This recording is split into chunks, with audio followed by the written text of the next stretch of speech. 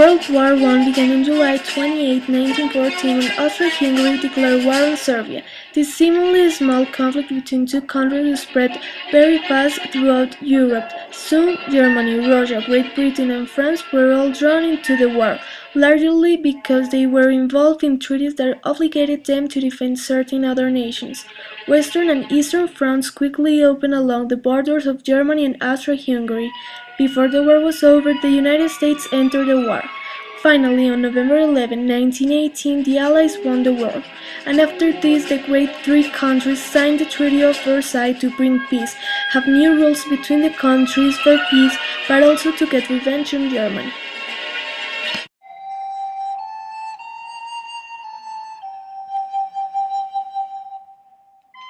Treaty of Versailles was one of the peace treaties at the end of World War I. It ended the state war between Germany and the Allied powers. It was signed on June 28, 1919, exactly 5 years after the assassination of Archduke Franz Ferdinand. The Treaty of Versailles was drawn up just after David Lloyd George had won the elections in Britain. In the election campaign, he had promised to split Germany till the Peace Week, to hang the Kaiser, and to make Britain a land fit for heroes.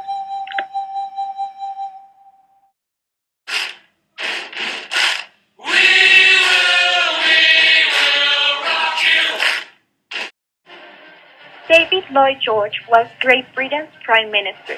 He had two views on how Germany should be treated.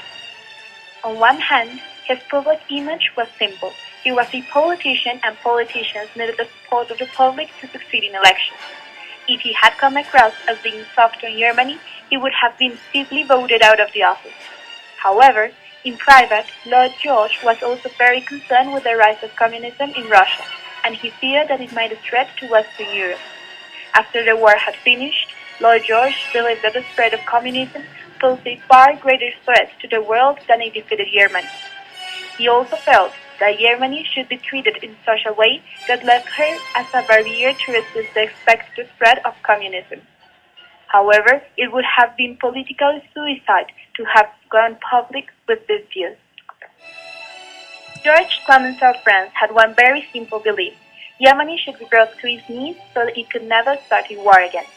He had seen the northeast corner of France destroyed, and he determined that Germany should never be allowed to do this again. The Tiger did not have to adapt his policies to suit the French public. Their ideas were both alike. Woodrow Wilson of the United States. In America, there was a growing desire for the government to adopt a policy of isolation and leave Europe to its own devices. Even though Woodrow Wilson had developed the idea of the League of Nations, he was in accordance with his country. He also believed that Germany should be punished, but in a way that would lead to European reconciliation as opposed to revenge. Consequently, he wrote the 14 points, which main ideas were: no more secret treaties. Countries must seek to reduce their weapons and their armed forces.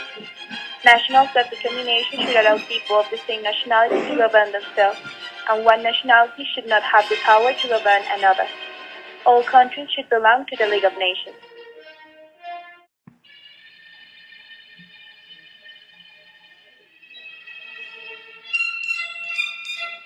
On the other hand, in 1917, France had elected again Clemenceau as their leader. He was an old man who had seen his nation be invaded by the Germans in 1817 and again in 1914. France had suffered greatly. Clemenceau was a hard compromising man nicknamed the Tiger, and therefore he wanted Germany to pay for what it had done to his nation, and in doing so made sure that it never would be allowed to treat France again.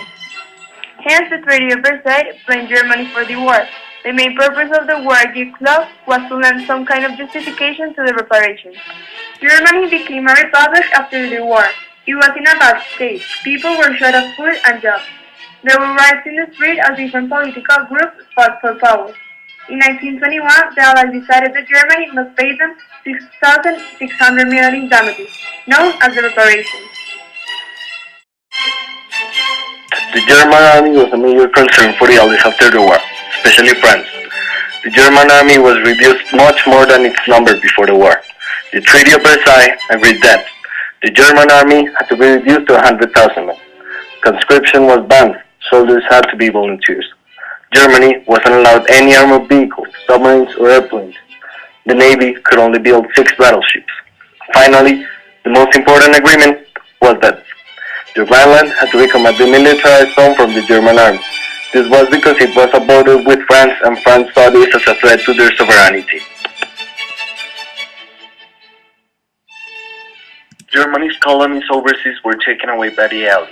Former Germany's colonies became mandates controlled by the League of Nations. This meant that France and Britain controlled them.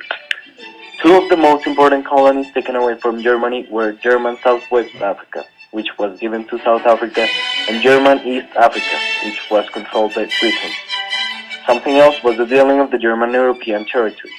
This was one of the complicated parts of the Treaty of Versailles. Besides this, Germany was forbidden to ally with Austria.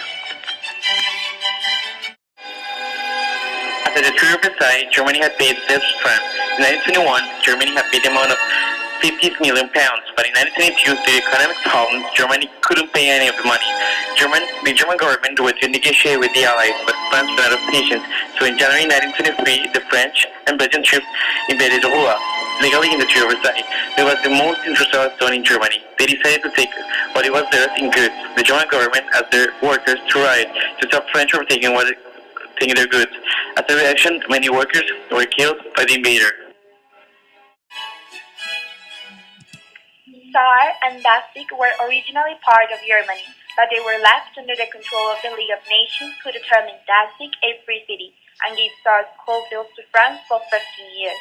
This way, French could recover their economy and reconstruct their country. After this period of time, people were able to vote in order to decide if they wanted to be French or German. Poland became an independent nation, and it was given the territories of West Prussia, Posen, and Upper Silesia, which gave it a port to trade in the Baltic Sea, and divided Germany into two different territories. Additionally, Germany had to return the land taken from Russia in the Brest-Litovsk Treaty. Of the territories given back, Estonia, Latvia, and Lithuania were made independent nations. In the same way, Czechoslovakia was made an independent nation and was given the territories of Holzczech.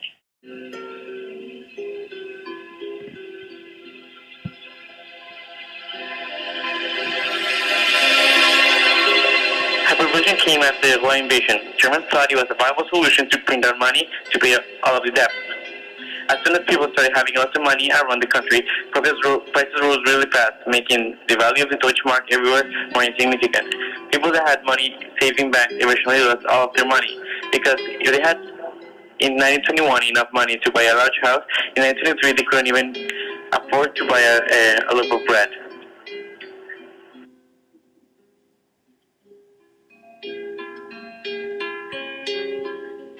The Allies had two more concerns to take care of. One was Rhineland and the other was Alsace-Lorraine. Rhineland was the area that lies on the German side of the border with France. The place needed to be safe and to not cause problems on the future or confrontations between the countries. That's why the Allies decided to take control of the area and not allowing the German military to have presence in the area. Also, Alsace-Lorraine, which was part of France but was taken, was that Alsace-Lorraine was returned to France.